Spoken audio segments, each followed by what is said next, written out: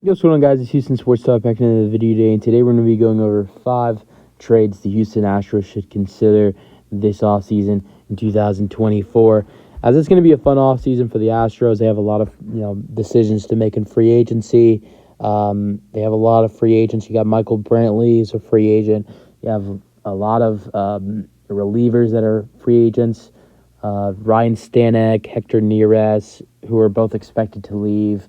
Also, I believe Phil Maton is also a free agent, and I think there's one other reliever that the Astros have that is a free agent this year. So there's lots of free agents for the Astros going in to the 2024 offseason, and you have free agents, you have tradable players, and I definitely could see the Astros being active in the trade market, going into this offseason in 2024. We're going to be going over 5 trades I could see the Houston Astros making in the 2020 before the 2024 season starts this offseason, and let's get into it. A lot of them actually have to do with outfielders and Michael Brantley replacements for the Astros. And then all right, going with the first trade I think that would be a good trade for the Astros, and that is Max Kepler, right fielder from the Minnesota Twins. He's been a guy that the Astros have been listed to potentially have some interest in. He can play left field and plays right field as well. I think he'd be a good addition for the Astros. I don't think they'd have to give up too much for him. I think the Astros could send over David Hensley and Brandon Bielak. That was a projected trade on Bleacher Report. The Astros sending Brandon Bielak and David Hensley. David Hensley's a first base. David Hensley plays first base, third base, second place. He plays the whole infield, and he also plays in the outfield. He plays left field, I believe. I think he can play right as well. The only position he can't play is center field. So he's a utility guy. He struggled with the Astros last year, but in his rookie season in 2022 was great, and even made the postseason roster. And had a couple hits in the postseason, had a couple walks. He's a guy who gets a lot of walks, draws a lot of walks, and he's usually a patient hitter, but this year with the Astros, he really struggled. Brandon Bielak is a guy who's, a starting pitcher, but, he just has, he's definitely had some off and on struggles, but I think he's a guy that Minnesota would maybe like, whether he's on their major league team or not. But I think that trade, I do believe that probably the Minnesota Twins would make that deal happen. I think Max Kepler's on on the last year of his deal. I think he is a free agent after the 2024 season. He is a free agent, so it should be interesting to see if the Astros maybe try to go after Max Kepler. All right, another outfielder. This one is to the Boston Red Sox. The Astros had a lot of interest in him going into the offseason. Mostly plays center field and right field, but he can move over to left field if the Astros need him to. Alex Verdugo. Verdugo, I wasn't 100% about Max Kepler being a free agent after this next season is over, but I'm 101% that Alex Verdugo is a free agent after this season. So I don't think it would cost as much as it would have if the Astros made a move for him at the trade deadline. I have the Astros sending over some team needs.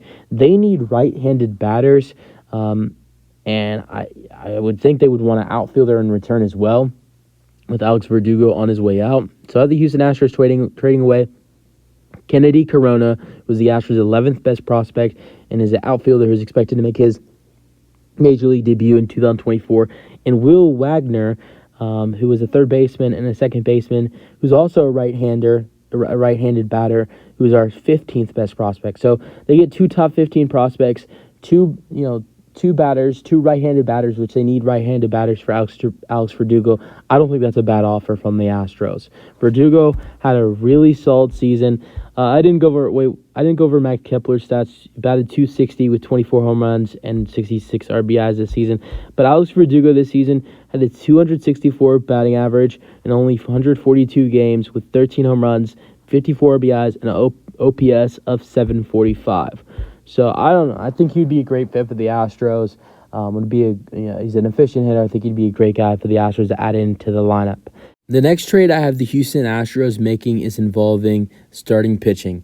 The Houston Astros have a starting pitching problem, and it is a good one to have. The Astros, once Garcia and McCullers are healthy, they will have 8 starting pitchers: Justin Verlander, Christian Javier, Framber Valdez, Lance McCullers Jr., Luis Garcia, Jose Urquidy, J.P. France, and Hunter Brown. So I have the Astros trading 2 of those starting pitchers for 1 starting pitcher to get the Astros starting pitching rotation down to 7, which you're probably thinking, okay, so then would the Astros go with a 7-man rotation? Honestly, I think after that, the Astros would probably put one of the pitchers on the bullpen, in the bullpen, and also, I would think that Luis Garcia wouldn't be 100% to start the 2024 season. I think he maybe would miss a month, or maybe a little bit over the first month of the season. But here's the trade I have happening for the Astros. I have the Astros trading away J.P. France, Jose Urquidy, and a third baseman, second baseman, Zach DeZano, who is our number 5 prospect, for Dylan Cease. Dylan Cease has had a up and down season with the Chicago White Sox this year. Had a great season in 2022 though. 2023 had a 7-9 record with a 4.58 ERA in 33 games and 33 starts with 177 innings pitched, giving up 172 hits with strikeout number 214. But 2022 with the White Sox, 14-8 record with a 2.20 ERA, 32 games, 32 starts, and he had 184 innings pitched, 126 hits given up, and strikeouts was 227, only giving up 78 walks. So his stats in 2022 were way better than in 2023. So you add in Dylan Cease to the rotation, which would be great for the Houston Astros. You add him in, and for the Astros, after you add him in, the starting rotation would be Justin Verlander, Dylan Cease, Framber Valdez, Christian Javier, Lance McCullers Jr., Luis Garcia, and Hunter Brown. So then there's 7 guys. Hunter Brown would probably go to the bullpen for the Houston Astros.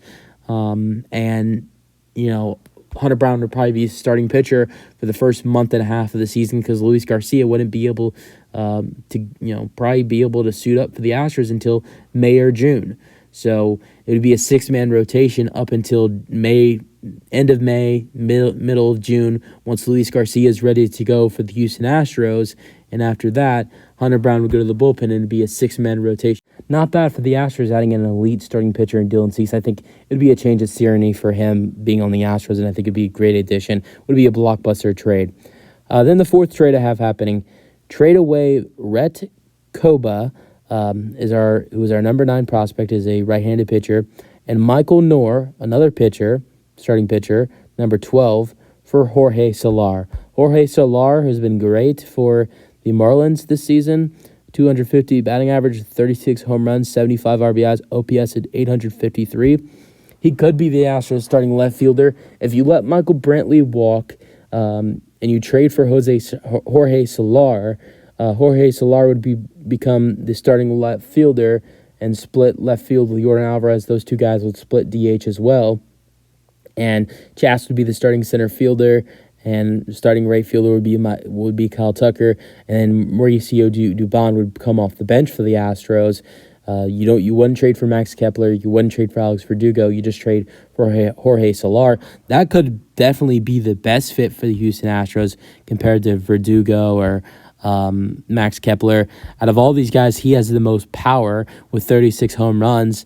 I don't know, I think he probably could be the best addition for the Astros. If they're going to add in a left fielder or an outfielder in general, Verdugo, Soler, or Kepler, I think the Astros, if they're going to add somebody in, it should be Jorge Soler. He'd be a great fit for the Astros. And then the 5th one, instead of trading for Dylan Cease or trading away J.P. France or trading away Jose Urquidy, you could just trade away Lance McCullers Jr. for some prospects to build up your farm system. And get that starting pitching rotation down to 7. That definitely would be a decent option for the Astros. I don't want to see Lance go, but he's had injury problems. The Astros might not want to get rid of J.P. France or Jose Urquidy for that matter either. So this could be the route the Astros go to. So that's really it for the 5 trades I've come up with the Astros to make going into the 2024 offseason. But we'll see what happens. That's the video. Hope you guys enjoyed. Let me know your thoughts, and peace out. Go Astros.